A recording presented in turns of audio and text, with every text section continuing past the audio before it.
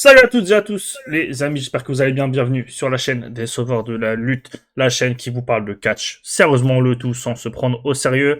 On se retrouve pour un top et flop de plus, les top et flop de l'année 2025. Et aujourd'hui, on va faire peut-être le top le plus satisfaisant, le plus cool de l'année. Le top lutteuse féminine de 2025. Avec, du coup, vous vous doutez, un beau petit programme puisque c'est peut-être elles qui ont maintenu la discipline en vie cette année. On l'a répété dans tous les tops et flops. D'ailleurs, ils sont toujours tous disponibles. Allez les voir, allez les commenter, allez les partager, allez vous abonner si c'est pas encore fait. Allez liker, rejoindre nos réseaux sociaux. Voilà, vous connaissez la classique désormais. Et pour aujourd'hui donc, pour faire ce top, j'ai réuni avec moi une belle équipe de connaisseurs de la lutte.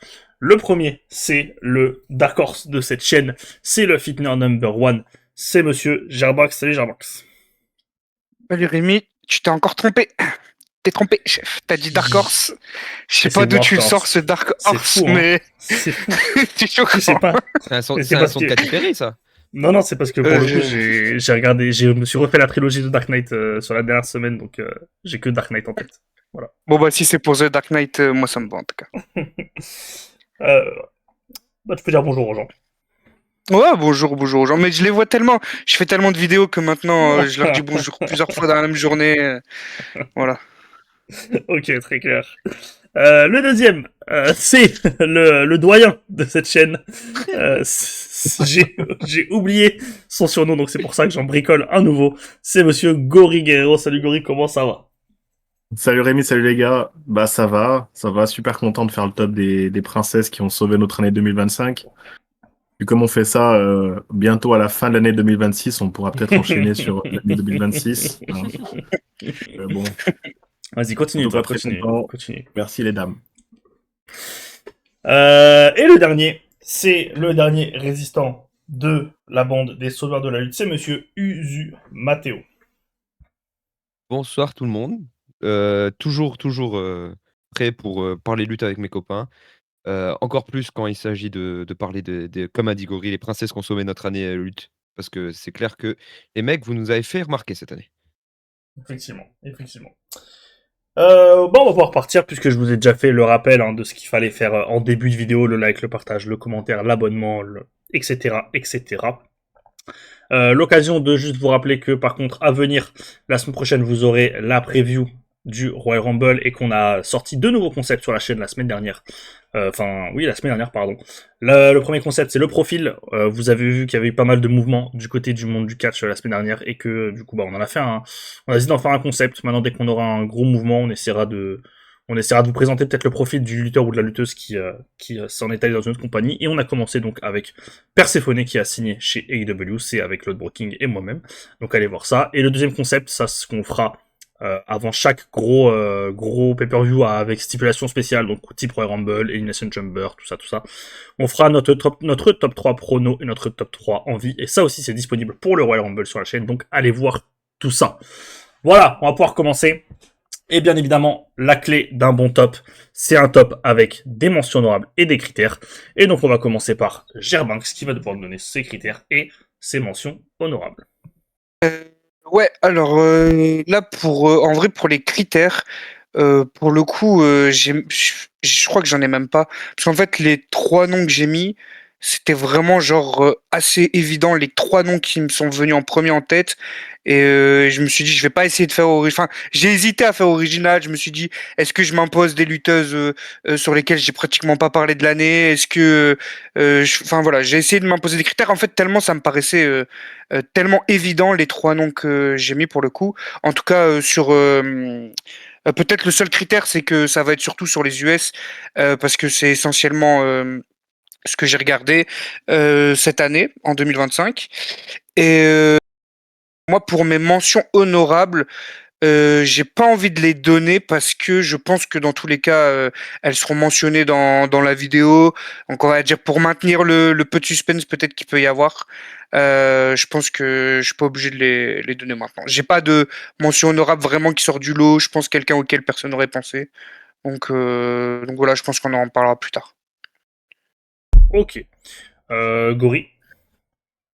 Mes critères à moi, bah, c'est uniquement ce que j'ai regardé. Donc, c'est beaucoup WWE et quand même un petit détour sur Stardom Japon parce qu'il y a un nom sur le Stardom ou un Stardom que j'étais obligé de mentionner. Après, voilà, donc forcément, je vais pas parler des catcheuses AEW, mais du coup, c'est dans mes mentions honorables. Hein, grosse mention à toutes les catcheuses qui sont AEW. C'est pas qu'elles sont pas dans mon top, mais c'est que je les ai pas assez vues pour en parler. Donc forcément, il y en a qui vont revenir, je pourrais pas trop en parler, donc je préfère les mettre en mention honorable et parler plutôt de ce que j'ai vu moi. C'est plutôt un top de ce que j'ai vu. Ok. Usu. Ben, mes critères, alors pour moi, c'était quand même le top le plus peut-être difficile à faire, parce qu'il y avait énormément de top noms cette année. Donc, critères, on va dire, comme d'habitude, hein, les mouvances et aussi peut-être éviter la redondance, avec, ce que j'ai dit dans les précédentes vidéos. Donc, il y a peut-être des noms que j'aurais mis plus haut, suivant les circonstances. Et mention honorable, je vais te dire, au-delà de ceux que j'aurais mis dans mon top, plutôt ceux à qui on n'a pas pensé. Je pen À moins que quelqu'un ait dit, je suis désolé d'avance. Je pense à Starlight Kid, à Lyra Valkyria, qui ont fait tous les 2 une très, très grosse année, et Alex Windsor. C'est mes 3 mentions honorables, de cette année. D'accord, très clair.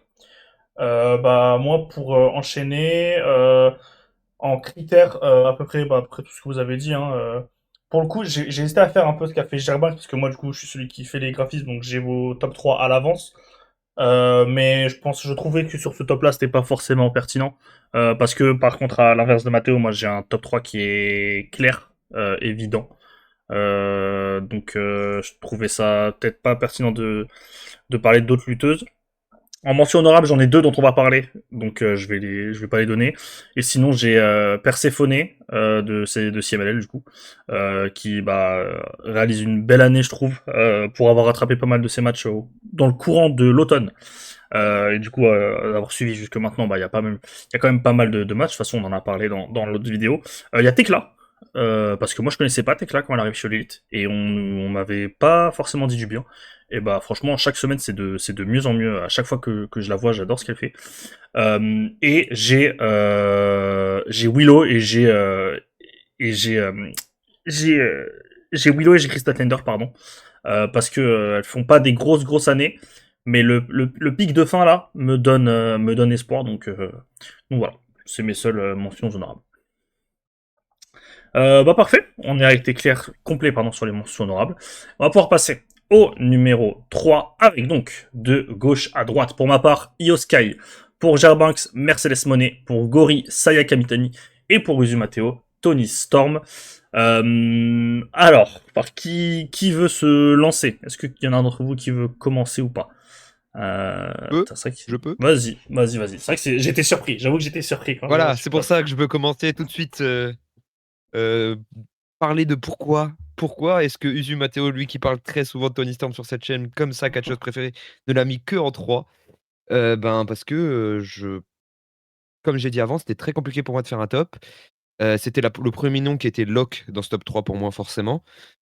Mais je me suis dit, «Je vais la mettre que en 3 parce que forcément d'autres, Ok. je j'ai pas envie de m'avancer, d'autres vont la mettre aussi». Hem Et que voilà, il faut que je trouve des choses nouvelles à dire, donc que en 3 pour moi, pour, alors que clairement c'est ma catcheuse préférée sur cette année et les autres auparavant. Mais on y va gentiment, tranquille. Ok. Ok. Ouais, je vais garder des balles, moi, un peu comme pour la vidéo d'avant. Je vais garder un peu de balles. Et je pense qu'on peut direct enchaîner avec le prochain, à mon avis.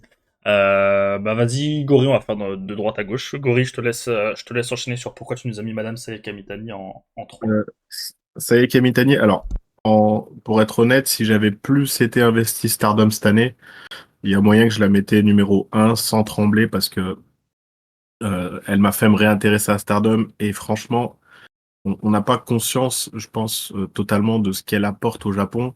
C'est au-delà de son catch. Alors, le catch de Sayaka Mitani, c'est pas la meilleure catcheuse au Japon, in-ring pur.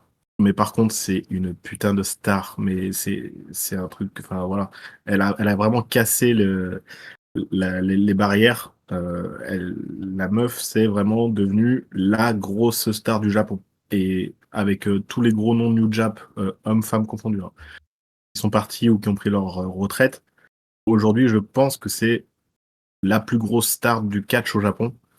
Et pour que ce soit une femme, c'est qu'il faut vraiment qu'elle ait fait une année exceptionnelle. Elle a tout, elle a un charisme qui déborde. Son entrée, elle est incroyable. Dans le ring, c'est hyper solide, hein, son match contre. Bah, même tous ses matchs contre Tam Nakano, c'est trop, trop fort. Honnêtement, elle a le potentiel vraiment d'aller aux US. Si elle va aux US, elle casse tout. Je n'ai pas forcément envie de la voir aux US. Là, au Japon, pour l'instant, elle est vraiment en train de monter et je pense que c'est vraiment que le début. Et là, il y a vraiment un nom qui est en train de se faire. Elle va redessiner la carte du Japon. Et voilà. Je pense que l'année prochaine, elle sera encore dans un top 3 pour moi. En 2 ans aussi, parce qu'elle est vraiment en train de monter. Et par rapport à où elle était il y a 2-3 ans, où c'était la petite catcheuse voilà, qui faisait pas de bruit, là, c'est vraiment devenu une star de fou, quoi. Les gens s'intéressent au catch japonais féminin, en partie grâce à elle. Quoi. Ouais, Qu'est-ce que vous en c'est bien.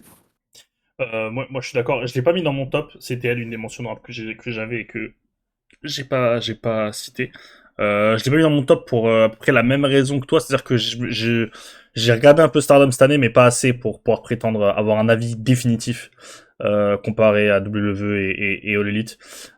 Mais à chaque fois que je la vois, elle éblouit l'écran, franchement. C'est une excellente lutteuse. Et comme tu as dit, je pense que c'est tout le lore autour d'elle, le charisme qu'elle dégage, l'aura qu'elle dégage, qui en rajoute énormément. Elle a potentiellement le match de l'année en plus, donc évidemment ça te place forcément dans la course à être la match de l'année. Mais ouais, je suis bien d'accord. Elle a réussi à intéresser des gens, ça c'est pas faux, et elle a réussi à garder des gens dans Stardom, puisque du coup même moi maintenant j'ai un œil sur ce qui se passe là-bas, alors que je suis pas un suiveur de lutte japonaise extrêmement assidu. Voilà. Ok, ouais, t'as dit quoi? Non, non, je sais pas si Gerbanks ou Matteo, ils pensent pareil ou Euh, pas, ou s'ils n'ont pas trop suivi, je sais pas.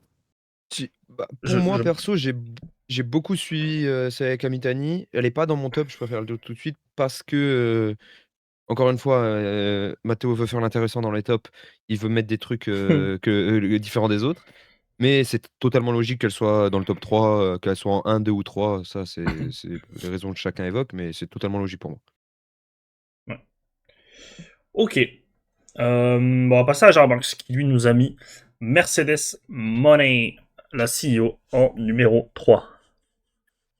Euh, ouais, bah, du coup, moi, pour le coup, j'ai vraiment pas fait original du tout. Comme j'ai dit sur mon top 3, c'est le top 3 le plus simple de l'histoire, je pense. Euh, la Mercedes Moné, forcément, année de fou chez All Elite et en dehors. Elle a au moins 10 très gros matchs sur l'année. Donc, je sais pas s'il y a beaucoup de lutteuses qui peuvent dire pareil. Et surtout, c'est 10 très gros matchs avec toujours une grosse exposition. Même quand elle va catcher ailleurs, les gens en parlent. Elle a atteint pardon, un nouveau statut, je pense encore, cette année. Après, la gimmick de Belt Collector, c'est on n'aime pas. Euh, mais globalement, moi, je trouve que c'était plutôt bien fait. Après, je pense que le plus dur quand tu as cette gimmick-là, c'est la fin. C'est comment tu boucles la fin.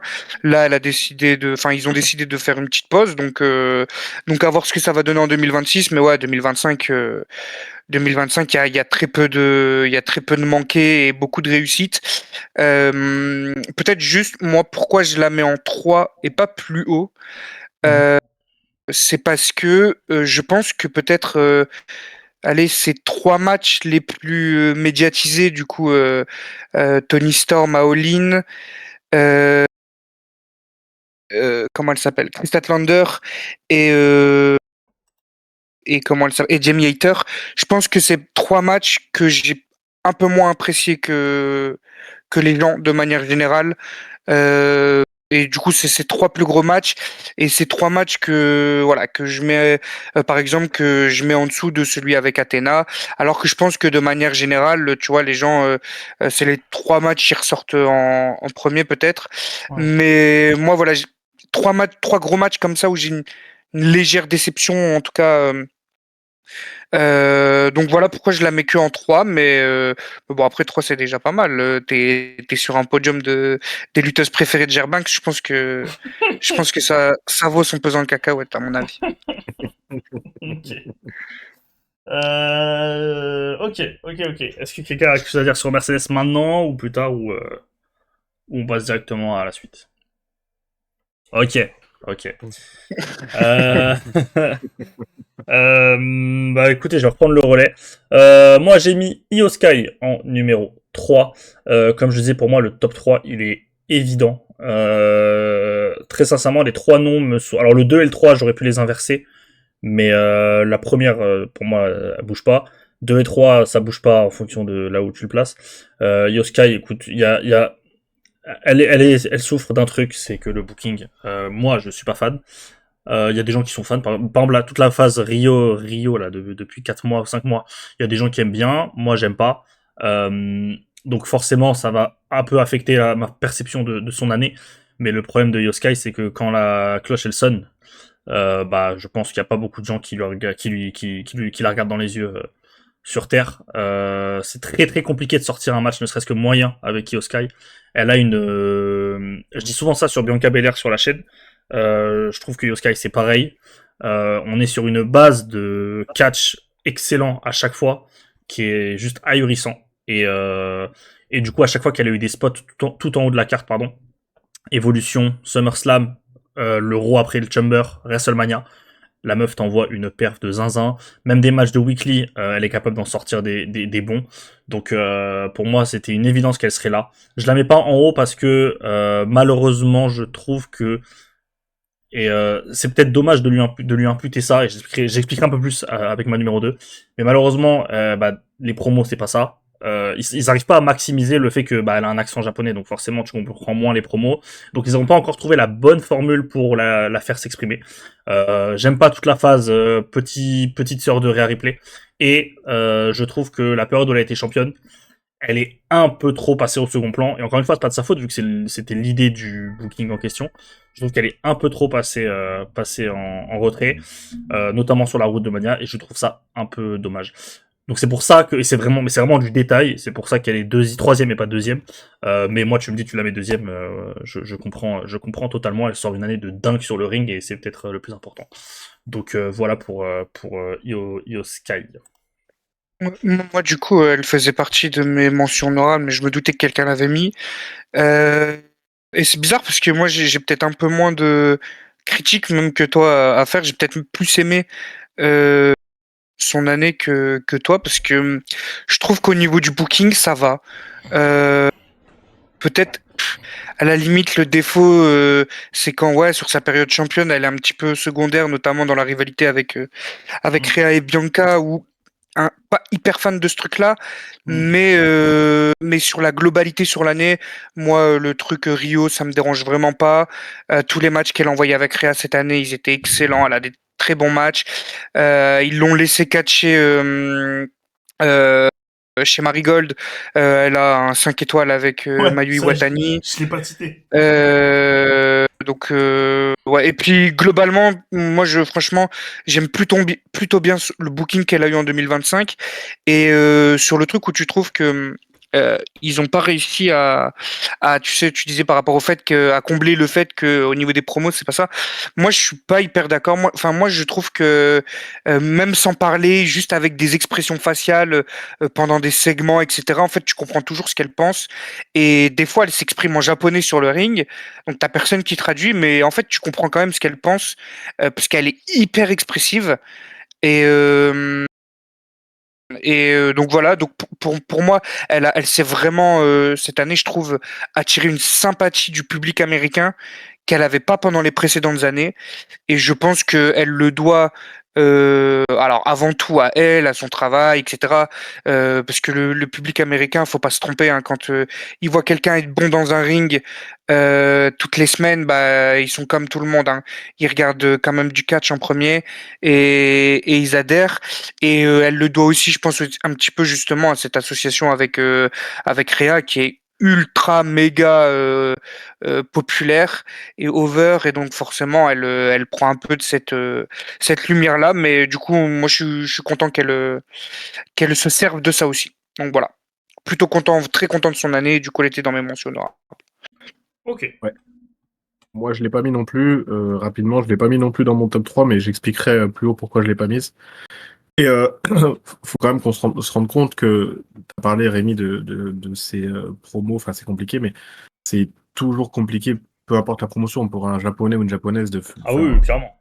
à quel point c'est dur, hein, de prendre un micro, de parler 10 minutes. Autant les latinos, bon, ils s'en sortent, mais les japonais et japonaises, c'est hyper compliqué. Ouais. Et là, elle a fait une année où elle a montré qu'en face, elle était vraiment top babyface. Donc voilà, ça fonctionnait beaucoup en heel, Yoskai. Et là, cette année, en face, ça a été hyper solide, quoi. Hormis ces matchs ou dans le ring, de toute façon, c'est partie des meilleures lutteuses des 15 dernières années sans problème, quoi. Mm. C'est vrai que c'est ça, une des forces de Yosuke, c'est ça. Quand elle est en heal, elle a un capital non sympathique et fort, et quand elle est en face, elle a un sacré capital sympathie. Mais après, ouais, moi j'ai plus expliqué pourquoi elle est 3 plutôt que 2, donc c'est pour ça que j'ai peut-être ressorti un peu de positif. Mais oui, globalement, son année est bien meilleure que 99% des lutteuses. Bah voilà. On va pouvoir passer au numéro 2, puisque Uzu s'exprimera peut-être après sur Yoskai. Les numéros 2, allons-y. Pour ma part, Tony Storm. Pour Germax, Jessie Jane. Pour Gory, Stéphanie Wacker. Est-ce que j'ai pas fait une erreur là? J'ai l'impression que j'ai fait une erreur. Ah non, c'est bon. Pour Gory, Stéphanie Wacker. Et pour Uzumateo, Sari. Bah, je vais reprendre, vu qu'il y a Tony Storm, on avait en 3. Et puis après, on enchaînera sur les nouveaux visages de ce top. Bah, du coup, pour reprendre ce que je disais par rapport à Io Sky, c'est sur ça que ça s'est départagé avec Tony Storm, parce que je trouve que les deux ont un peu la même année dans la construction. C'est-à-dire que c'est pas une année où tu es tout le temps au top du début à la fin. Y a quelques creux. Par contre, le pic, il est juste dingue. Quand Io est au pic de son année, on est tous là en mode, bah, c'est vraiment la meilleure catcheuse au monde. Il n'y a pas de débat et tout. Quand Tony Storm est dans son pic là, entre Révolution et All-In, c'est n'importe quoi, elle est intouchable en promo, dans le ring, dans la gimmick, dans comment, enfin vraiment, elle a porté la division sur ses épaules. Et voilà, le seul truc pour les départager, c'est que je trouve que Tony Storm pour le coup est souvent restée forte, on va dire, et souvent, j'ai pas eu ce sentiment parfois qu'elle était en retrait par rapport à une autre superstar, comme l'a été Io, donc dans ce que j'ai dit par rapport à la feud avec Rhea et Bianca. Et ce qui fait qu'Io Sky est pas première pour moi, c'est la fin d'année là. Cette fin d'année, je suis pas fan du tout de ce qu'ils font depuis la perte de. Enfin, quand je dis la perte de titre, c'est le moment où elle perd le titre. J'aime pas le match. Jusqu'à maintenant, moi, l'association avec Mina, je sais que ça va peut-être faire froncer des sourcils, mais je trouve ça un peu lourd. Heureusement qu'il y a un peu Orange Cassidy qui là actuellement est en train de faire un peu marrer devant le segment. Mais au global, je suis un peu en mode ok, j'ai compris. J'ai compris, c'est un peu redondant, je trouve. Euh, le point positif, je trouve, de l'année de Tony Storm, c'est qu'au moment où elle a perdu la ceinture, on a vu à quel point c'était devenu une superstar qui avait changé de dimension. C'est vraiment devenu une superstar, genre dans l'élite. Elle est vraiment à côté de Mercedes Moné qu'a cité Germax tout à l'heure. Parce que bah on le dit souvent sur la chaîne, sur certaines vidéos, les superstars féminines qui ont un booking quand il n'y a pas les titres autour, c'est là où tu vois qui est important dans un roster ou pas. Chez WWE, par exemple, on peut citer Rhea Ripley, Becky Lynch, Charlotte Flair, Bianca Belair. Chez All Elite, t'en as 2. Et avant cette année, t'en avais qu'une seule, c'était Mercedes Moné. Là, t'as Tony Storm maintenant qui n'a pas de ceinture depuis quelques mois, et malgré tout, elle a du temps d'écran. Malgré tout, il y a des programmes qui la concernent et tout. Donc c'est là où tu vois qu'elle a pris une autre dimension. Et enfin, bah, pour terminer, dans le ring, juste dinguissime. Elle a la feud de l'année, voire de la décennie, voire de l'histoire du catch américain féminin. Elle a le match de l'année potentiellement. On a fait le top match que je vous invite à aller voir. Il est dedans. Elle a une route de all-in on peut critiquer, c'est ce que je disais dans une autre vidéo, on peut critiquer le choix d'avoir mis ce match face à Mercedes Moné, on peut critiquer l'après. Moi, je trouve que le match est très bien et que la construction de la feud est très cool aussi. Donc voilà. Dommage cette fin d'année où je trouve qu'elle perd un peu en vitesse. Toni Storm, malgré que j'arrive à y trouver du positif. Et c'est juste pour ça qu'elle est pas numéro 1. Parce que si vraiment on arrête le top, ne serait-ce que fin octobre ou fin septembre, pour moi, elle est numéro 1. Tellement le pic qu'elle a envoyé cette année, c'était du jamais vu. Toutes les semaines, il y avait une nouvelle top promo ou un nouveau top match. C'était irréel, Toni Storm. Donc voilà pourquoi c'est ma numéro 2. Ok. Et on va pouvoir passer à Gérard Barus du coup, qui lui nous a placé la championne de NXT, Jessie Jane. Je précise juste que moi c'était la deuxième mention honorable que j'ai pas citée parce que je savais qu'elle allait être citée. Ok. Du coup, moi, Jessie. Alors juste, je suis en train de me dire que peut-être j'avais une des mentions honorables qui sera pas citée parce que je pense pas qu'elle sera plus haut. Je voulais juste passer une petite case dédiée à Becky Lynch. Voilà, on est ensemble. Ah, ok. Et sinon, Jessie Jane, ouais, je suis un ringard à la mort. Sinon, Jessie Jane.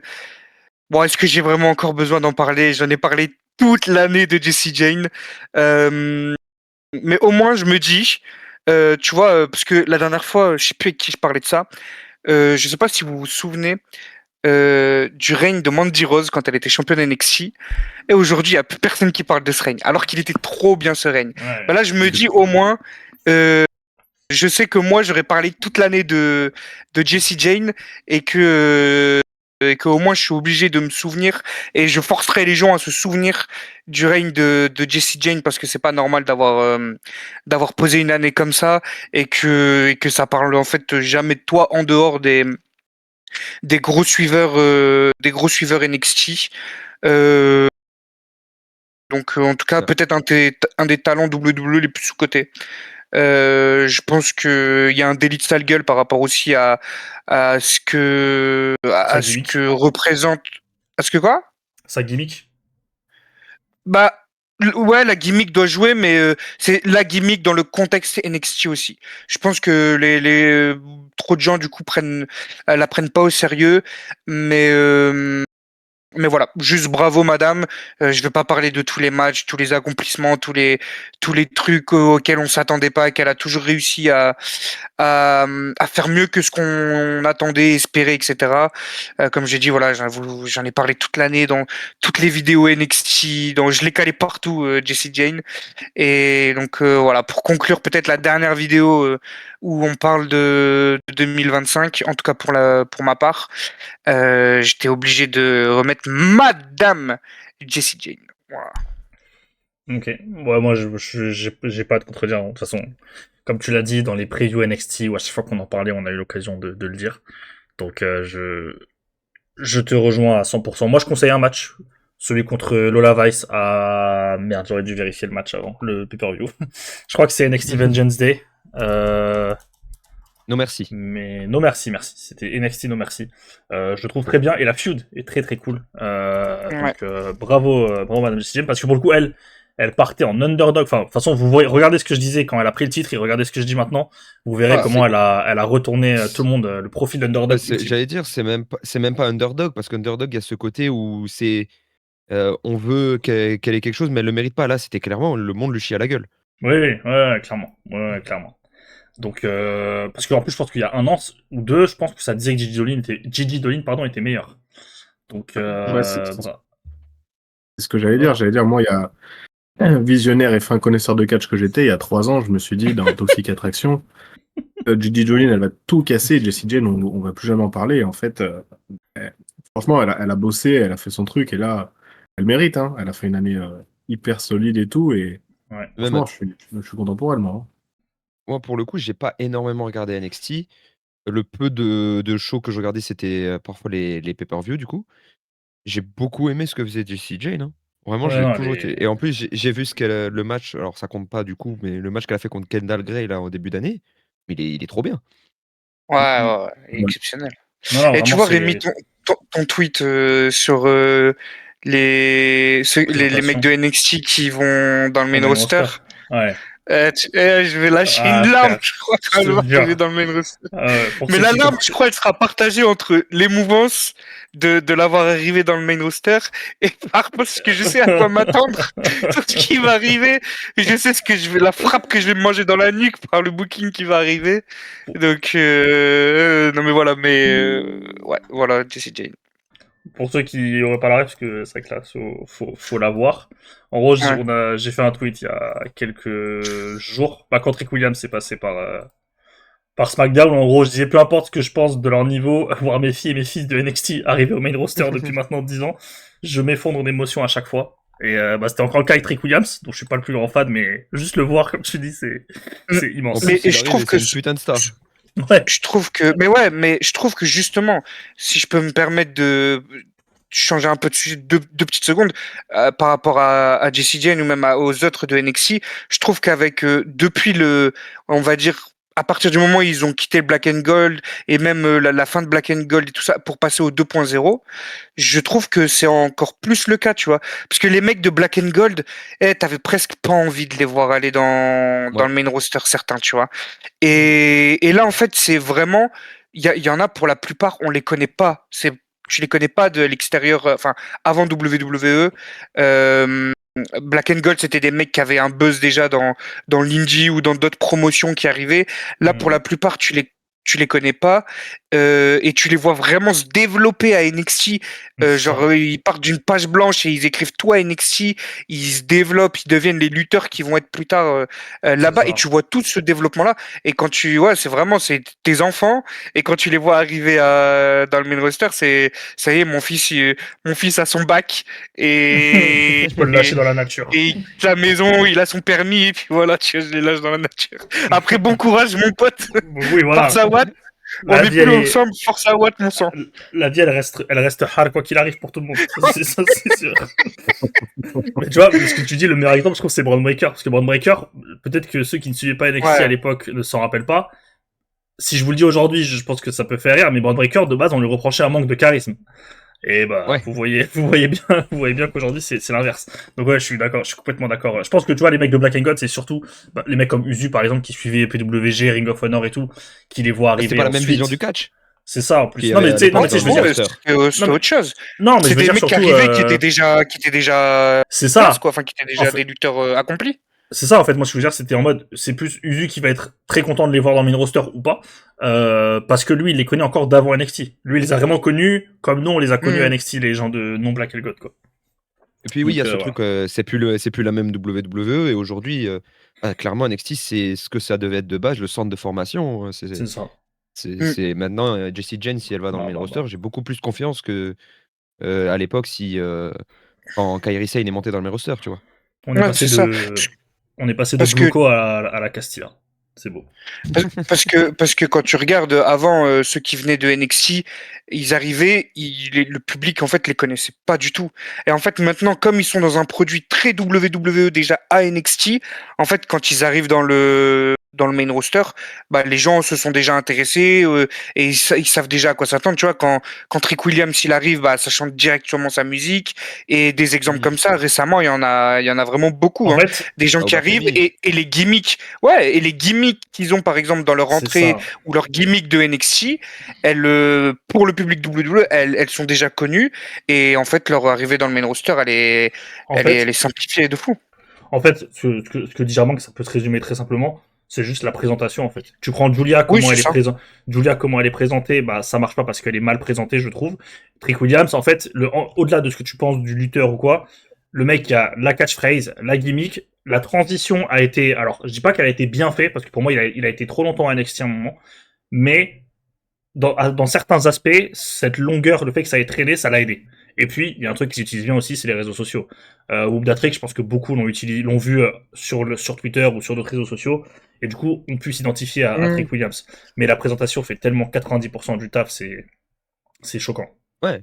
Puis tu as aussi le main roster, comme NXT par rapport à l'époque, fait beaucoup plus de vues, fait beaucoup plus, on va dire la WWE est plus populaire qu'à l'époque Oui, voilà. et ils ont une vision similaire, quoi. Ouais. Voilà. Ah, vas-y, Gori, t'allais dire quoi? Non, je suis d'accord. Ok. Voilà, on a fait une petite digression comme à notre habitude. Mais c'est un sujet intéressant, ces transitions NXT main roster et comment la perception qu'on a des catcheurs qui peut changer. Parlant de NXT, tiens, on va continuer pardon avec Gori qui nous a pris une lutteuse qui elle a commencé à NXT et a fait la transition pendant l'année. C'est Madame Stephanie Wacker, la première. Steph Wacker. Ouais, Steve Wacker, bah, c'est un peu ce qu'on parlait avec l'époque Black and Gold ou quoi. C'était le genre de catcheuse qui aurait été à fond dans l'époque Black and Gold, tout ça, avec un gros passif. Elle, pour le coup, New Japan, Mexique, CMLL, etc.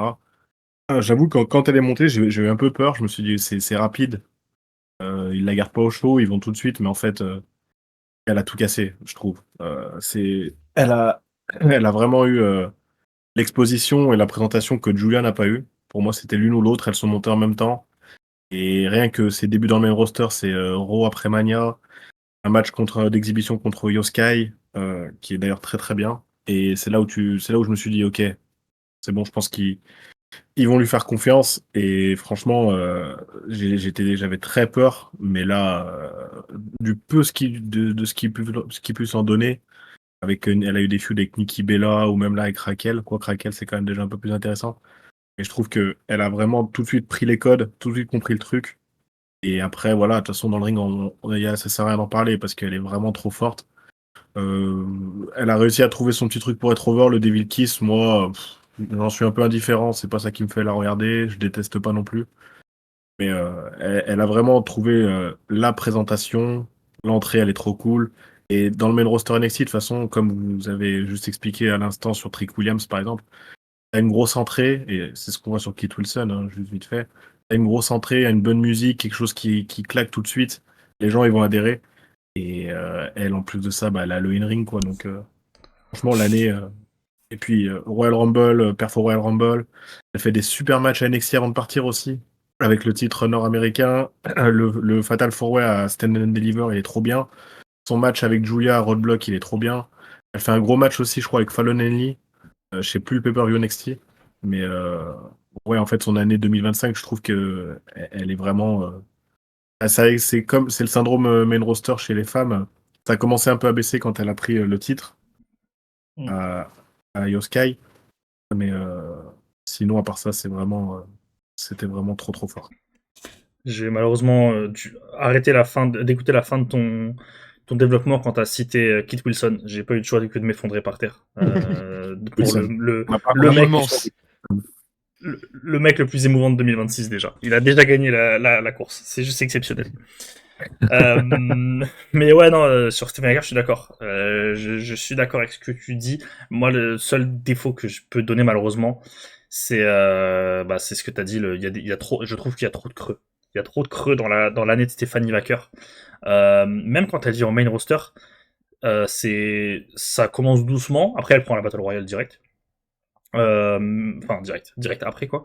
Mais je trouve qu'il y a trop de creux. Et sur les matchs, je serais peut-être pas aussi dithyrambique que toi sur les matchs. Je trouve qu'il y a des bons matchs, mais j'ai pas ce match qui m'a retourné le cerveau comparé à toutes les autres qu'on a pu citer jusqu'ici.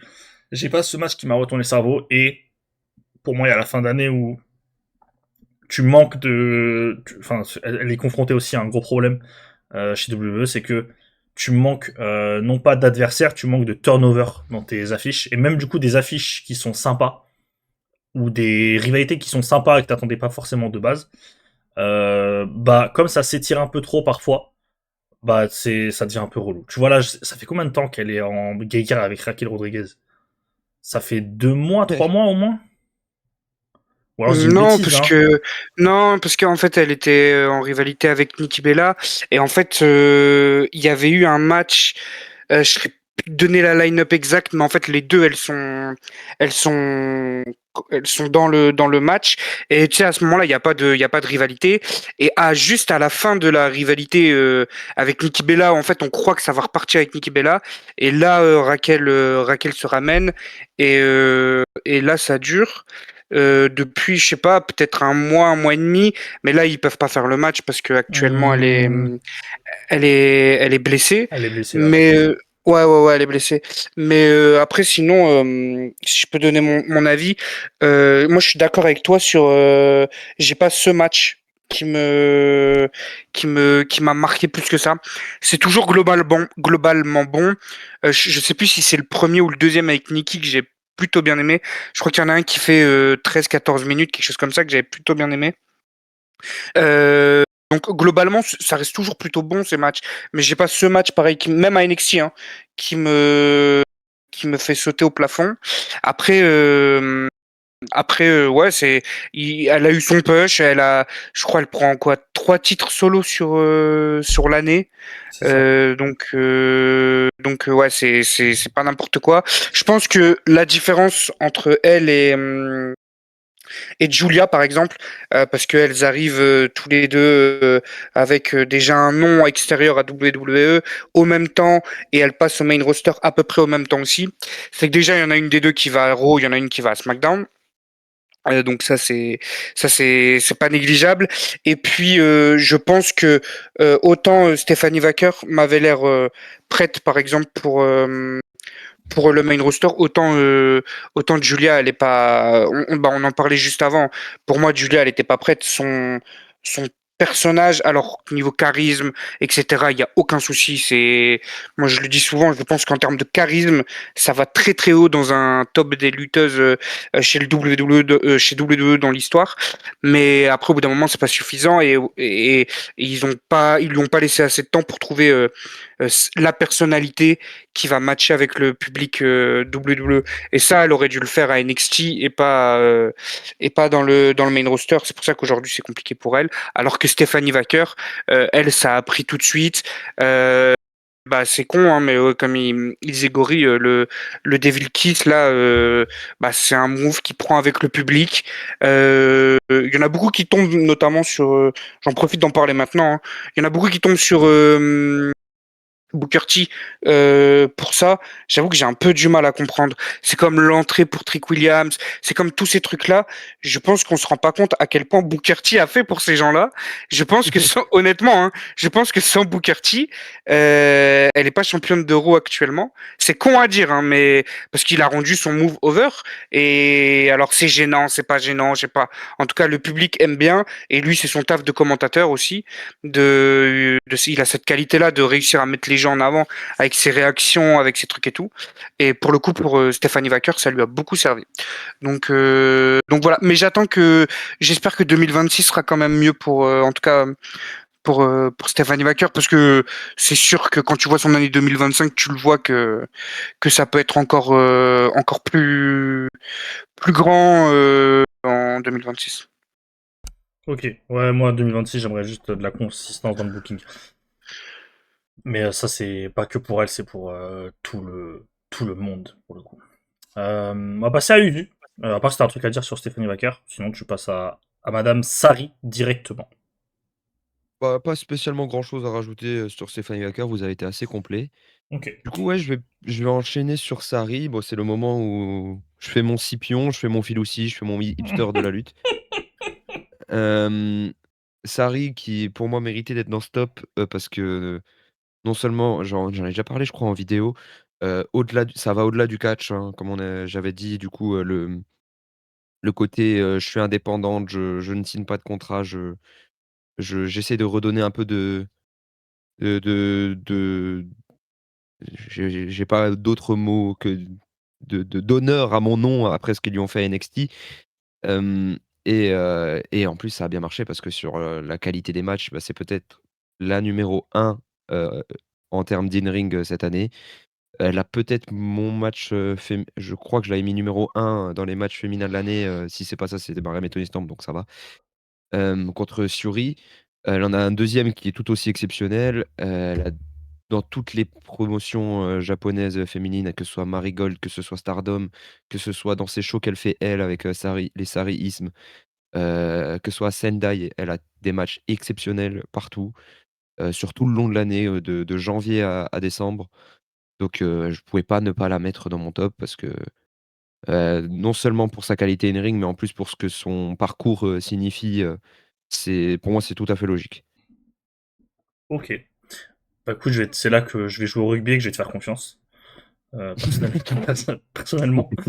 Je sais pas vous les gars, mais moi je vais jouer au rugby et je vais lui faire confiance. On te croit. Ok.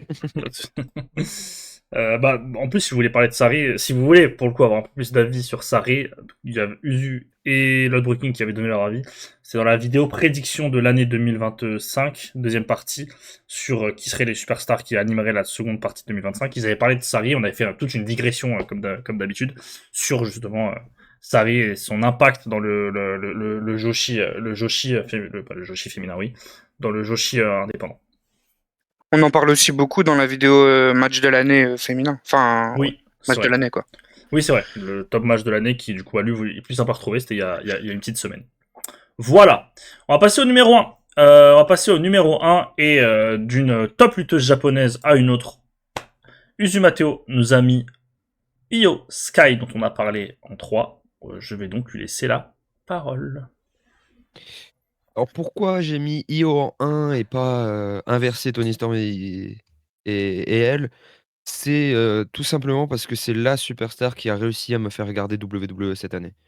C'est la seule personne qui, dans cette promotion qui a réussi à me mettre devant quasi tous ses matchs, que ce soit weekly ou pay-per-view.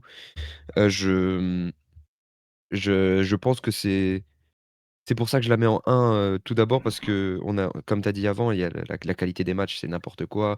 Le les feuds, jusqu'à cette tag team avec Rhea, moi j'étais très, très heureux de ce qu'elle faisait. Voilà, c'est la seule personne, qui a réussi à me brancher là-dessus. Heu et aussi parce que, ben, dans cette mauvaise année WWE, désolé, Germain, de parler mal de tes amis, hein. Je sais que je marche sur des œufs, mais dans cette plutôt mauvaise année WWE, et ben, pour moi, c'est clairement, hommes ou femmes confondus, la meilleure catcheuse, de l'année, dans cette promotion.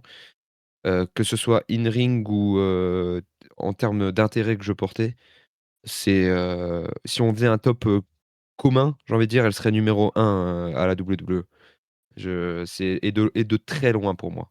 Donc c'est pour ça que je me sentais obligé de la mettre en 1 parce que, heu, c'est compliqué de se brancher devant WWE pour Usumateo, sur 2025. J'espère sur 2026 ça sera pas le cas. Mais en plus elle a pour moi les meilleurs matchs, tout court, hein. Elle en a 2, les 2 triple threat du coup, il y en a un qui est un cash-in, mais elles sont exceptionnelles, que ce soit celui-là de Mania ou d'Evolution. Il y a le match contre Stéphanie que j'avais beaucoup aimé aussi. Le 1er match contre Rhea Ripley où elle prend le titre qui est très, très cool. Les matchs en tag team avec Dakota Kai encore au tout début de l'année étaient vraiment bien. Et le match contre Mayu Iwatani qui a sauvé des vies, notamment celle de notre ami Hugo, qui va beaucoup, beaucoup mieux depuis avec même si les transports continuent à le faire chier.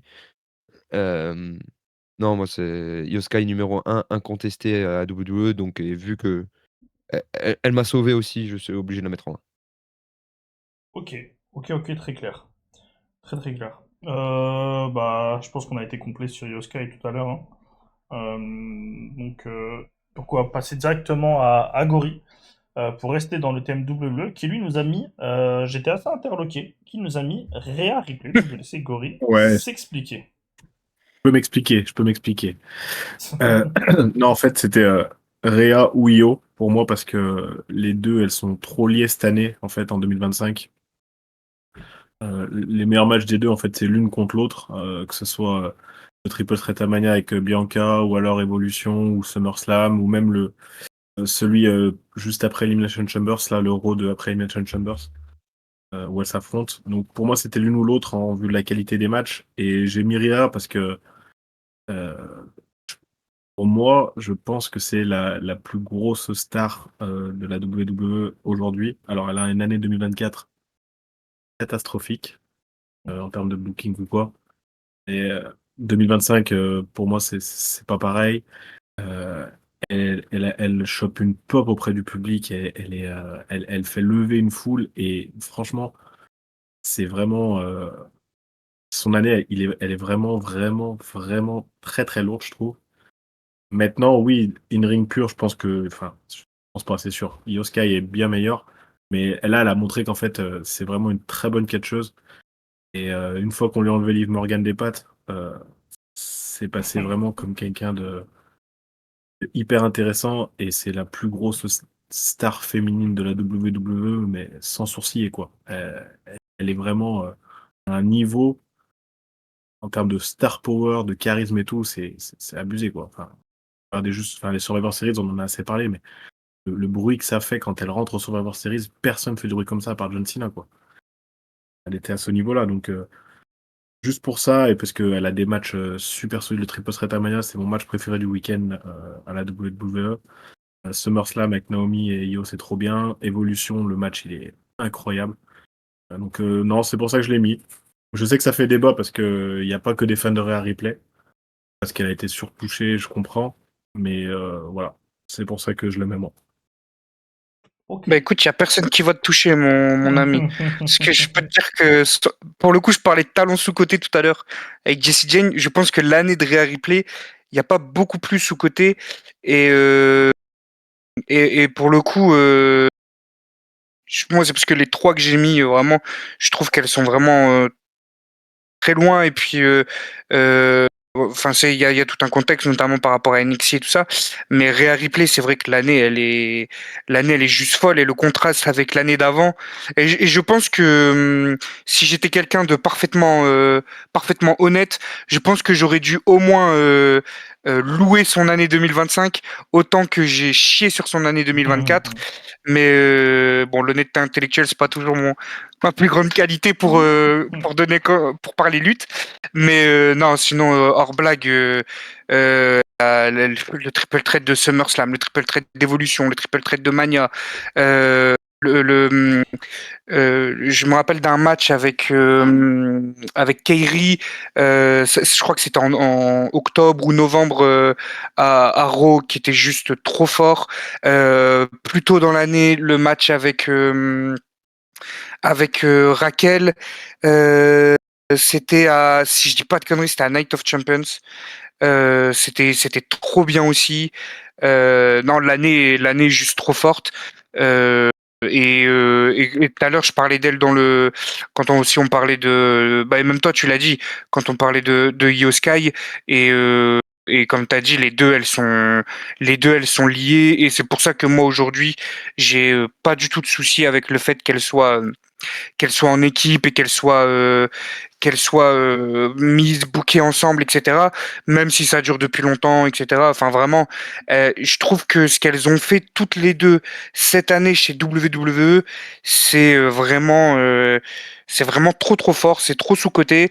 Et du coup, c'est pour ça que même elles, je pense que je sais pas si elles ont du recul sur ça, mais quand elles vont prendre du recul sur leur année, je pense qu'elles doivent être trop fières de ce qu'elles ont fait. Quand tu regardes le contexte que tu as dans le main roster WWE, où tout va paraître plus fade parce que on te donne pas les histoires nécessaires, etc., pour qu'il y ait ce côté épique, etc. Bah, je pense que c'est peut-être l'argument qui va aider le plus, moi, la personne que j'ai mis en numéro un. On en parlerait un peu après, mais dans tout ce truc-là, de poser l'année que les deux ont posé, franchement, faut juste applaudir. Et Rhea Ripley, ouais, je suis nul, je m'excuse. J'ai trop mal parlé j'ai trop mal parlé. Après, ton année 2024 était vraiment à chier, hein, madame. Mais pour le coup, ouais, ce 2025, en tout cas, elle a montré. Et je pense que, en fait, même au-delà de ça, là, je réalise, mais c'est juste sa meilleure année chez WWE, NXT ou Bah oui. main roster confondu. En fait, c'est Mhm. juste sa meilleure année en carrière, quoi, tout simplement. Ouais.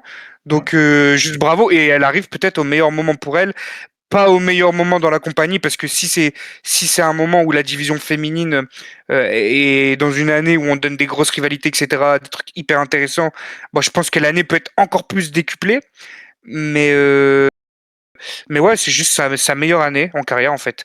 Et voilà. Donc, juste bravo, bravo, Rhea Ripley. Ouais. Bah, Tu veux rajouter Rémi ou pas sur Réa? Ouais, moi j'ai à dire sur Rhea parce que, alors, il est pas dans mon top.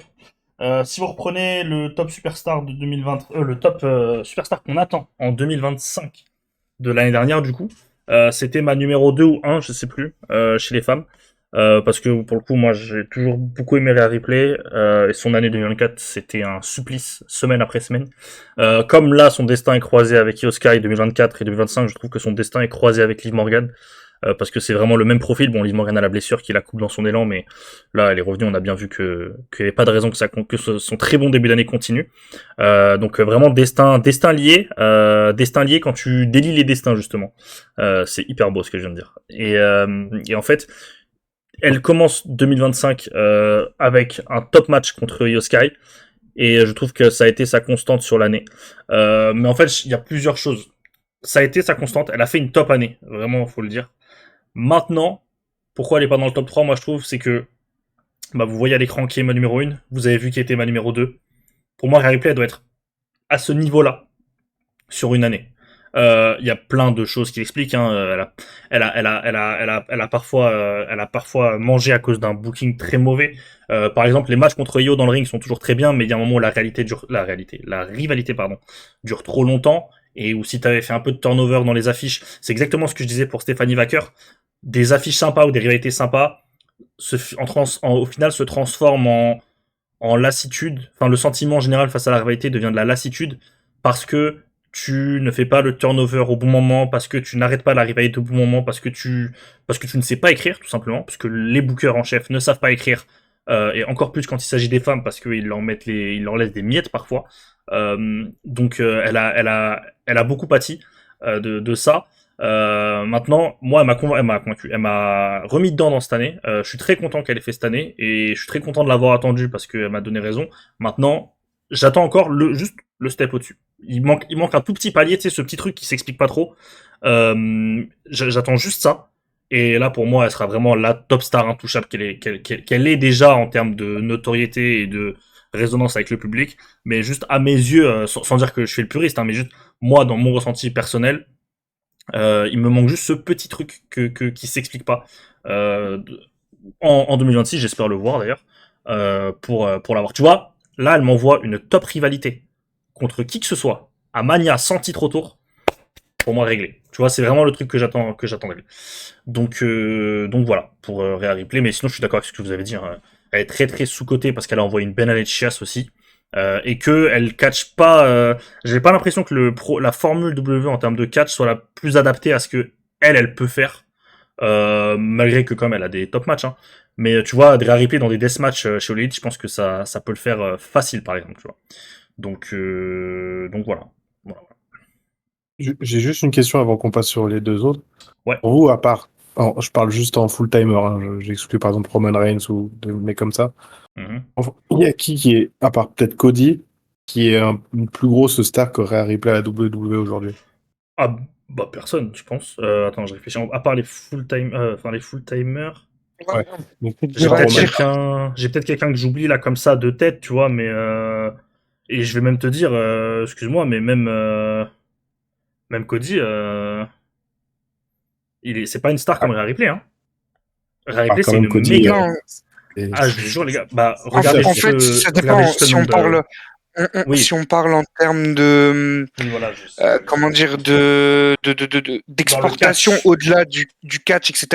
Tu Voilà. vois, après, si purement, comment dire, purement là, tu vois, enfin, comment dire, si WWE, dans leur compagnie, ils font un truc mixte, un tableau mixte avec qui est notre numéro 1, notre numéro 2, notre numéro 3.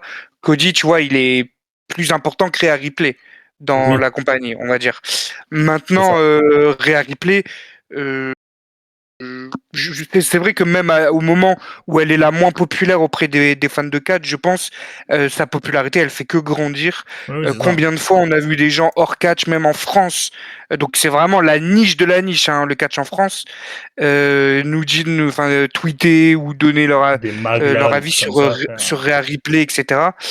Parce que c'est une attitude, parce que c'est un look, c'est un truc hyper actuel. comment dire, et qui plaît beaucoup dans la génération, dans les plus jeunes générations, etc. Cody, sa popularité, pardon, elle se doit aussi avec d'autres trucs, mais qui sont plus des trucs de nerd, plus des trucs Voilà. de fans de catch, tu vois. Je pense que auprès des fans de catch, Rhea Ripley, elle touchera jamais un truc comme Cody peut, parce que pour toute l'histoire de Cody, je pense que Rhea Ripley, elle peut faire ce qu'elle veut. Ça va être trop compliqué de toucher cette histoire-là, tu vois, Ah auprès oui. des fans de catch, mais dans l'exportation au-delà des fans de catch, comme a pu être Roman Reigns, par exemple, elle se place là et aujourd'hui, peut-être, je dirais Punk, parce que Punk, il a dans toute la Oh, génération, mais en fait, ouais. Punk, il a toute la Faut être sérieux. génération, ouais, parce que toi, tu Ah. vois là, mais il a toute une génération qui aujourd'hui suit plus le catch, mais qui ont encore des souvenirs de fou avec Punk, tu vois. Donc Punk, il Oui. a. Mais après, on En compare là, fait, quand je te cite Punk, je te compare un mec qui a 20 ans de carrière avec une meuf en fait, qui en a même ouais, pas c'est 10, ça. tu vois. Donc c'est déjà dingue qu'elle soit dans ce genre de débat-là, tu vois. En fait, le truc, c'est que euh, j'aimerais que ça a mis deux mots importants. Bah, du coup, l'important, c'est la popularité, c'est pas la même chose. Tu me demandes qui est le plus important, comme il a dit, c'est Cody Rhodes. Tu me demandes qui est le plus populaire. Rhea Ripley, pour moi, elle est devant tout le monde, sauf une personne, qui est un full-timer maintenant, mais qui est un cas très particulier, c'est Logan Paul. Parce que il est, voilà, c'est pas un catcheur, c'est un mec des réseaux sociaux de base, donc il est beaucoup plus Hmm. populaire qu'elle. Mais dans les catcheurs, vraiment les lutteurs, effectivement, je vois que CM Punk, qui lui aussi est le cas particulier par rapport à tous les autres, quoi. Mais oui, non, sinon, hormis t'enlèves ces deux cas particuliers, c'est le plus connu pour moi, je pense, la plus connue, pardon. Attends, en fait, j'arrive pas à savoir si j'oublie quelqu'un, mais j'ai pas l'impression. En fait, moi, juste ce qui me choque par rapport à importance, popularité, enfin, j'essaie de faire un truc global. Après, on va pas en parler maintenant, c'est pas ça, mais comme on voit là, Cody Rhodes, par exemple, là, sur SmackDown, ça y est, ça commence un petit peu, je dis, hein, à tourner sur lui, par exemple, contre McIntyre, il s'est fait huer, bon, parce qu'ils étaient en Europe ou quoi, mais Cody Rhodes, tu vois, je pense que le public, voilà, ça crie moins qu'il y a un an ou deux. Et Rhea Ripley, mais avec une année 2024 catastrophique, les gens, quand tu arrives dans la salle, ils sont fous, quoi. Moi, ce qui me choque, c'est à quel point les gens, ils sont fous et qu'il y a sa musique, quoi. C'est vrai. C'est ça qui me choque. À quel point elle arrive à rendre une salle fou. Et la WWE, ce prisme-là, il y en a pas beaucoup Oula, dans oula. l'histoire qui ont fait ça, quoi. Alors, attends, Tu vois, de faire il y a un petit exploser bruit des de salles juste grésillement. sur l'entrée, quoi. Allô, allô, tu m'entends? Oui. Quand tu parles, il y Pardon. a un bruit de grésillement qui se lance en même temps. Ah merde. Ah, là, c'est bon. Ok. Bon. Mais Excuse-moi. on a entendu la fin de ton propos. Ah. Oui, non, je suis d'accord. Bah, comme il a dit Gerbank, c'est une attitude, c'est le look. Elle est pas mal sur les réseaux sociaux. On se rend pas compte, mais elle est pas mal sur les réseaux sociaux. Elle a eu ce truc aussi, tu sais, des fois, qui s'explique pas. Tu sais, la notoriété, c'est aussi un peu de facteur chance. Quand il y avait tout le truc avec Dominique Mysterio et tout, je sais pas, elle a eu le truc de mamie et tout. Ça a pris d'un coup, donc c'est peut-être ça aussi. Mais ouais. Mais oui, je pense qu'aujourd'hui, en termes de popularité, vraiment purement dans le mot popularité, oui, je pense que c'est la number one. Une autre qui a pris une autre dimension sur les dernières années, notamment sur l'année 2025, c'est la numéro 1 de Gerbanks, c'est Madame Timeless Tony Storm. Ouais, bah Tony Storm, on en a déjà beaucoup parlé là dans la vidéo. Je pense que tout le monde, non, à part Gory, sinon tout le monde l'a dans ce top 3, que ce soit en 3, en 2 ou moi en 1. Comme tu as dit tout à l'heure, Rémi, c'est le match peut-être de l'année. En tout cas, moi, c'est mon numéro 1 chez les femmes, mon match de préféré de l'année à Révolution. Et derrière, c'est un run de champion qui est jusqu'à sa triste conclusion, je n'en démordrai pas, malheureusement, est presque parfait. C'est-à-dire que tu te parlais de turnover tout à l'heure, pour le coup, t'as un putain de turnover dans tes affiches, t'affrontes tout le monde et t'as des bons matchs avec tout le monde. Tu mets over les gens qui sont autour de toi, tu te mets over aussi à un point qu'il y a quelques années, peut-être on n'aurait pas imaginé, même si c'est vrai que Tony Storm, pour le coup, elle a toujours eu cette étiquette d'être une craque dans la lutte, parce qu'elle a percé pour le coup très jeune. Donc, mais voilà, on arrive aussi euh, pas à l'aboutissement de sa carrière, mais parce que c'est pas fini, mais voilà, à l'évolution qui a atteint un stade, voilà qui est ultra haut. Elle fait partie du coup des lutteuses les plus populaires et les plus connues, je pense aujourd'hui aux États-Unis, alors qu'elle est dans l'entreprise numéro 2 seulement. Et et pour tout ça, bah, c'est juste bravo. Bon, les matchs sont pareil, je disais 10 tout à l'heure pour Mercedes, c'est peut-être même plus que 10 pour Tony Storm. Et puis, pourquoi elle est devant Mercedes? Bah, par rapport à All Elite, moi je la vois devant dans l'importance et devant dans les accomplissements. Euh, chez All Elite, pour moi, c'est la numéro un, peu importe qui est la championne. Euh, Tony Khan, il a dit que c'était Chris Statlander maintenant la numéro un, maintenant qu'elle était championne. Et je peux comprendre que c'est ce qu'il essaye de faire, etc. Mais pour moi, on a atteint un niveau avec Mariamé, avec Tony Storm, qui je pense ne sera pas atteint par une autre lutteuse du roster All Elite avant un moment, en tout cas peut-être pas, mais je pense. Donc voilà, c'est juste trop fort. Et puis aussi un point pour elle, c'est que je trouve que par rapport à sa gimmick et par rapport à son personnage, elle sort tellement du lot. Je trouve que c'est tellement original ce qu'elle propose, c'est tellement du jamais vu et avec une gimmick aussi marquée, réussir à ce que les gens ne ne se lassent pas, bah, je pense que ça veut dire beaucoup aussi. Donc voilà, pour toutes ces raisons-là, je pense que Tony Storm, elle mérite en tout cas sa place de numéro un dans le top 3, dans mon top 3 pour l'année 2025 chez les femmes. Ok, ouais, bon, je vais pas répéter ce que j'ai dit, je suis d'accord avec quasiment tout ce que tu as dit.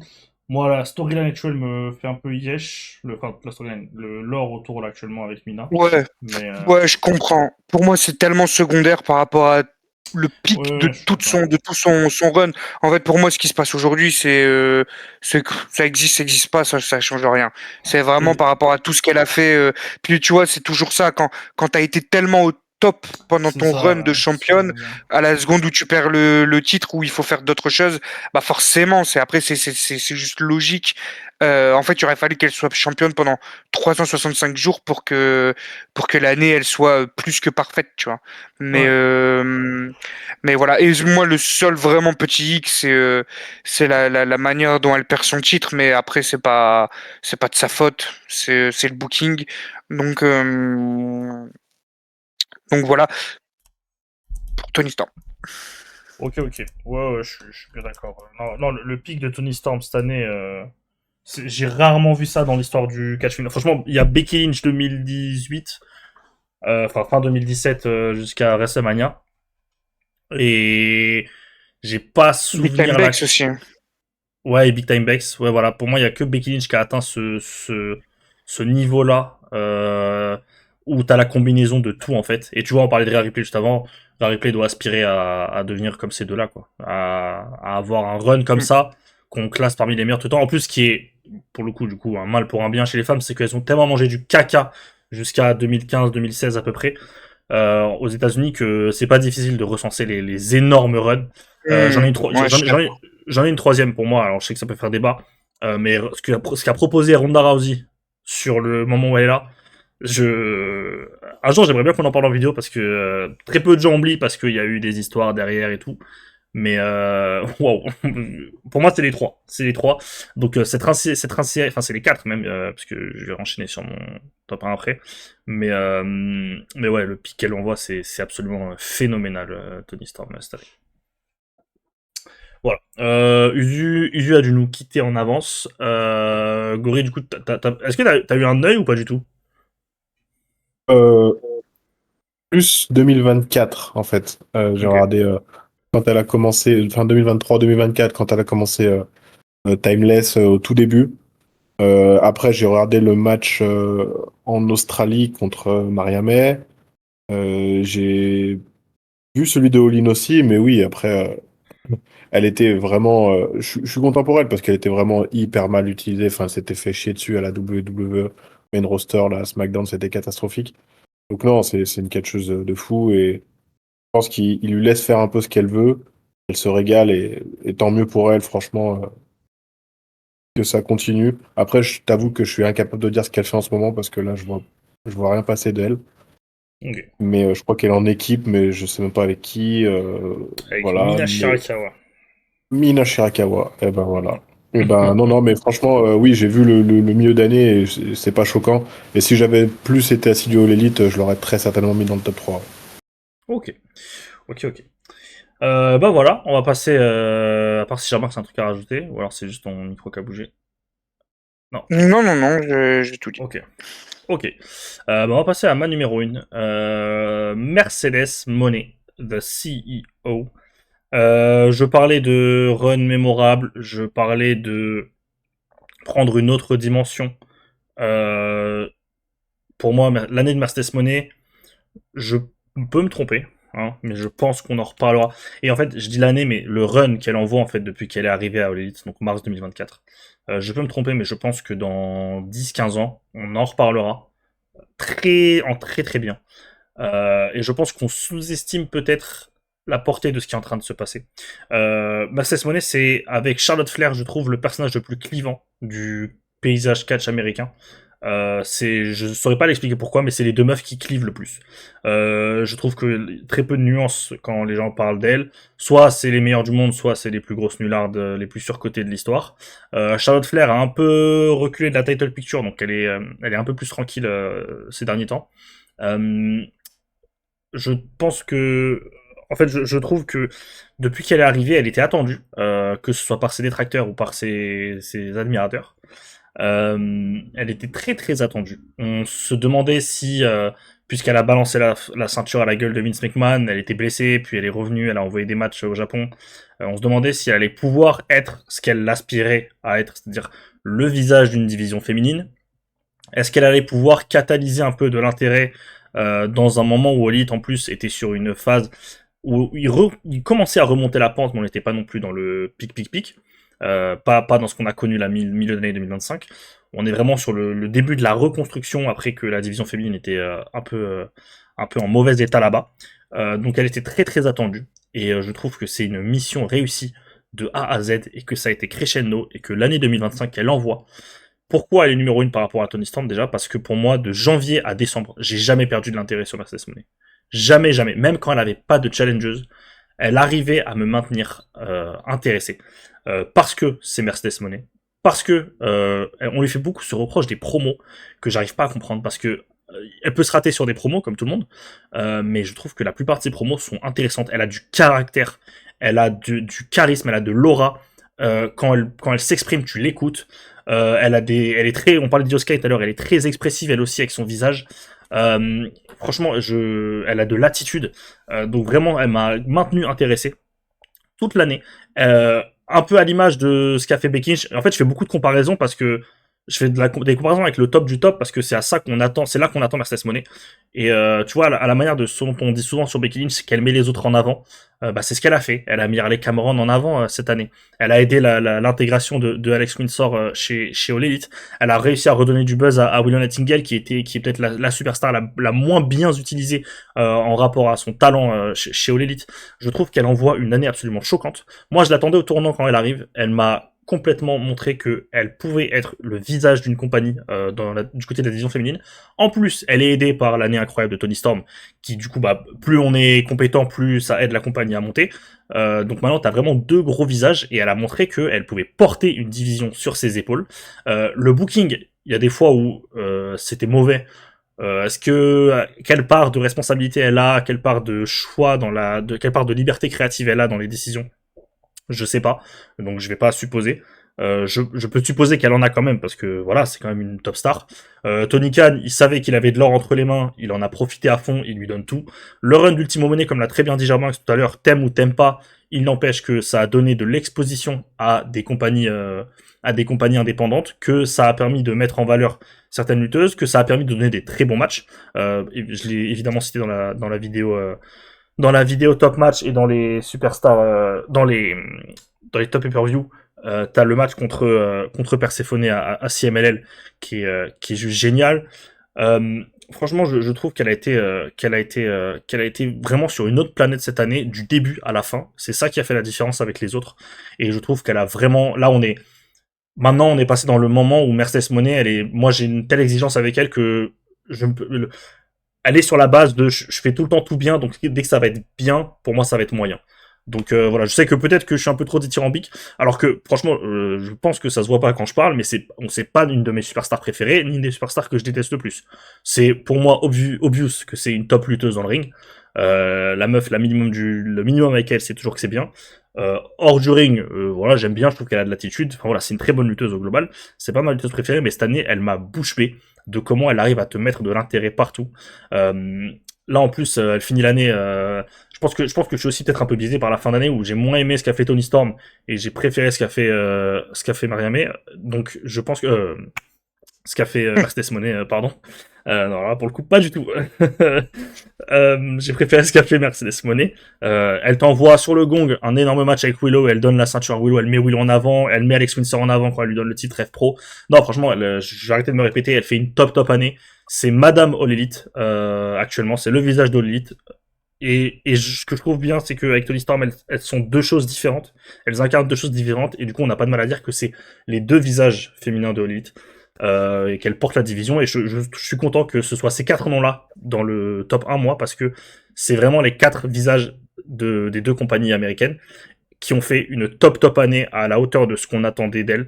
Et ça montre que c'est un peu comme au foot en Ligue 1 quand on dit qu'il faut que les locomotives soient bonnes pour que le championnat soit bon. Les divisions féminines ont été excellentes cette année, en tout cas qu'on leur a laissé l'occasion de l'être. Et pour ça, il fallait que tes quatre top stars soient au top niveau, et ça a été le cas. Voilà. Ouais, moi comme de toute façon je l'ai dit avant, je suis plutôt d'accord sur tout ce que tu as dit sur Mercedes, etc. Je pense que de toute façon on a parlé de tout le monde. Juste un truc, c'est que j'en profite qu'on fait une vidéo sur se concentrer exclusivement sur les femmes. Je pense depuis le début de l'année, enfin en tout cas au début de l'année 2025, on a très vite dit, que ce soit chez All Elite, que ce soit chez WWE, que ce soit même au Japon, mais c'est peut-être plus récurrent là-bas, que cette année, que l'année 2025, ce serait l'année des femmes. Et on l'a redit au tout début de vidéo. Que, en tout cas pour beaucoup, ça a été le truc le plus intéressant, que ce soit chez WWE ou chez All Elite. Ça a été la division féminine, indépendamment du booking. Je trouve que on dirait qu'elles se sont toutes passées le mot pour toutes faire une grande année. Il y a plein de lutteuses qu'on aurait pu citer en mention honorable, qui sont pas dans le top, qui auraient pu être dans le top. On a parlé, on a cité beaucoup de noms. Globalement, à peu près tous les noms que vous avez entendus dans la vidéo, c'est tous des très bonnes lutteuses qui ont fait des très bonnes années. Ça fait beaucoup de lutteuses, et je trouve que c'est très remarquable pour le coup, d'autant plus dans un monde, je parle du monde du catch, qui est, que vous le vouliez ou non, que vous vouliez l'avouer ou non, qui est ultra misogyne. Il y a qu'à voir quand tu regardes des pay-per-view ou des shows de catch américains, c'est toujours, peu importe la rivalité qu'on donne, peu importe la qualité du match, c'est toujours sur le match féminin qu'on aura le moins de réactions, parce que le fan moyen de catch, que vous le vouliez ou non, c'est un peu ça. Peut-être que ça se démocratise un peu, peut-être que ça évolue un peu, mais quand on parle de révolution féminine, etc., je pense qu'il faut aussi se regarder en face. Notamment, je parle pour tous les fans de catch. Moi, je me souviens quand WWE sont venus à Paris, ce qu'on n'a pas lu sur les réseaux sociaux par rapport à Rhea Ripley, par rapport à d'autres lutteuses, sur Nikki Bella, sur AJ Lee, sur tellement de lutteuses, que ce soit des anciennes, des nouvelles, des actuelles, des pas actuelles, peu importe. Je pense qu'il faut que si vous êtes des gens normaux, vous voulez avant tout, quand vous regardez du catch, que vous soyez fan de WWE ou de All Elite ou des deux, ou de catch au Japon, etc. Moi, je parle surtout pour les US, là, actuellement, dans ce que je dis. Je pense que si vous êtes des gens normaux, vous voulez avant tout un bon produit, un produit enfin, voilà, qui est agréable à regarder. Et je pense que ça passe par la prise au sérieux, notamment du catch féminin et tout ça et croyez des fois il y a des mecs qui vont vous dire l'inverse. Hunter il aime bien faire croire que c'est l'inverse, mais il faut être fou pour croire qu'il ne regarde pas ce qu'il dit sur les réseaux sociaux et que si vous êtes normaux sur les réseaux sociaux, que juste vous pensez plus à dire des choses positives, etc., et à dire quand c'est bien et surtout à respecter les lutteuses, etc., bah eux ils vont avoir aussi une autre perception peut-être du matériel qu'ils ont entre les mains avec toutes ces lutteuses là et donner un meilleur booking, donner plus d'exposition, etc. Et tout le monde y sera gagnant. Et donc voilà, je voulais juste faire le relou pendant 2 minutes et casser l'ambiance, mais je voulais en profiter que ce soit une vidéo sur la division féminine de manière générale et juste bah, voilà pour applaudir ce qu'on a eu grâce à elle, en tout cas en 2025, et espérons que le public s'allie aussi à toutes ces lutteuses-là pour que 2026 ce soit encore mieux, parce qu'encore une fois, je pense que le but, c'est d'avoir les meilleurs programmes, les meilleures rivalités, les meilleurs matchs et le meilleur produit, tout simplement, peu importe ce qu'on regarde. Donc voilà. Ouais. Oui, je pense qu'on peut aisément prendre le pari que 2026 sera une tout aussi belle année en termes de catch pour les femmes. En tout cas, en termes de production dans la ligne. J'espère. Ouais. Et ben voilà, je pense qu'on a été complet sur le sujet. Gori, est-ce que tu as un truc à rajouter ou est-ce qu'on a été complet? Non, non, rien de plus à rajouter. Je veux pas m'étendre sur Mercedes Moné parce que j'ai pas trop vu ce qu'elle a fait. Mais non, je suis d'accord avec Gerbank sur ce qu'il a dit. Et puis, j'espère vraiment que 2026, ça va encore plus accentuer la place que les femmes elles ont sur la carte et que ça soit fini, comme on a parlé tout à l'heure, du match le moins intéressant ou le match qu'on sacrifie tout le temps ou qu'on fout après le gros match parce que c'est plus ça maintenant, quoi. Voilà, alors, chez All Elite, des catcheuses comme Tony Storm ou Mercedes ou Statlander ou quoi, elles ont largement de quoi main eventer des gros shows. Et chez WWE, Rhea, Io, Bianca, Becky, tout ça, voilà, faut plus que ça soit une exception, qu'on se dise, elles vont peut-être main eventer WrestleMania ou peut-être une nuit 1 de SummerSlam. Je pense que aujourd'hui elles ont tout ce qu'il faut pour main eventer les gros shows, être les vraies stars et que ça soit plus juste ouais bah on fait un match de fou, bah qu'est-ce qu'on fait derrière? On met bah, 3-4 lutteuses, ça va être le peace break et c'est très bien comme ça quoi. Donc il y a vraiment je pense que là elles sont parties pour montrer que elles vont devenir les vraies stars du catch aux US, hein, je parle aux US parce que le Japon c'est spécial et le Mexique je suis pas ni l'Europe. Mais ouais, j'espère vraiment que 2026, ça va accentuer ça parce que vraiment, là, il y a un vivier de catcheuses aux US qui est vraiment, vraiment exceptionnel, quoi. Celles qu'on n'a pas citées, mais on pourrait refaire un top 3, chacun avec des noms qui n'ont pas été cités, ça serait des catcheuses de fou, quoi. Clairement. Voilà, rien que la W2, on n'a pas cité Becky, on n'a pas cité Charlotte, Bailey, Lyra, tout ça, Asuka, des choses comme ça. AEW, je pense à Willow Nightingale, il y a Chris Statlander. Jamie Hater, enfin, c'est affolant quoi. Gori, Quentin. Ah, excuse-moi. Ah putain, ouais. Ah, je crois que je vais plus parler, hein. T'as drop son nom carrément. Ouais, non, mais oui, de toute façon, vous avez compris l'idée de ce qu'il voulait dire. De toute façon, vu comment ça se profile, je pense qu'on peut être en droit d'exiger qu'elle main event au moins la nuit 1 de Mania, là. L'année dernière, ça aurait dû être le 4 déjà. Nuit 2, je pense que voilà, on va aller step by step. Je pense faut pas être trop gourmand dans la vie, malheureusement. Bah, en vrai, 2019, elle main event, tu vois, 2018. Elle main event le WrestleMania, il n'y a qu'une seule nuit. C'est pas normal que depuis, ouais, on a eu des main events de nuit 1, mais parce que c'est juste dépendant de eux. Tu vois, c'est pas les lutteuses, c'est juste dépendant de eux, et c'est à eux de faire en sorte que chaque année t'aies un vrai suspense et un vrai débat pour qui sera le main event entre celle qui a gagné parce qu'en règle générale c'est ça, le Rumble féminin, et celui qui a gagné le Rumble masculin, tu vois. Donc ouais, c'est juste la prise au sérieux et donner et leur rendre l'appareil par rapport à tout ce qu'elles t'ont apporté en 2025. Et on est très critique envers WWE à raison, je trouve. Olid passe beaucoup entre les mailles du filet sur ce sujet parce que chez les hommes, ça se passe très très très très bien. Mais le booking, il est honteux et le nombre de fois où elles auraient pu voir du main event un show et elles l'ont pas fait. Tony Khan, je vais être intransigeant perso. Alors on s'en fout, hein, on est une chaîne à 300 abonnés et il y a 300 personnes qui vont voir ça, mais je vais être intransigeant là-dessus.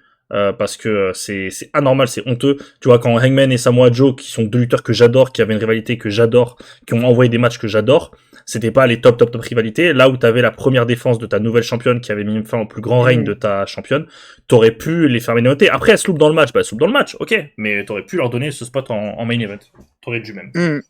Ouais, et puis même à Révolution, enfin, Ouais, il y a plein d'exemples dans l'année. Enfin bref, voilà. Voilà. On a été complet sur ce sujet, je pense. On a fait une nouvelle digression. De toute façon, je vous l'annonce depuis quelques temps, mais là, ça se précise de plus en plus. Il y a un dossier des sauveurs qui arrive très très très très vite, dans lequel ce sujet sera potentiellement bien évoqué. On va essayer de mettre ça en place, sûrement pour l'après Rumble, donc d'ici 2-3 semaines. Puisque là, le run jusqu'au Rumble va y avoir d'autres sujets d'actualité. Mais voilà. Gori Jarbanks, merci Uzu qui n'est plus là malheureusement. La suite pour les sauveurs, c'est quoi? Donc comme je vous l'ai dit, il y a la preview du Royal Rumble qui arrivera normalement. Elle sort mardi à midi ou alors mercredi à midi. On verra la semaine prochaine du coup, hein, pas cette semaine. Qu'est-ce que vous avez d'autre? Vous aurez la review of course. Vous avez le live Ballon d'Or qui va bientôt arriver, quand je sais pas non plus. Et puis voilà. Puis voilà, je pense que c'est déjà bien. Comme d'habitude, on like, on partage, on commente, on s'abonne. Surtout, on s'abonne sur les différentes plateformes d'écoute, que ce soit YouTube, Spotify, Deezer, peu importe. On s'abonne, on nous rejoint sur tous nos réseaux sociaux.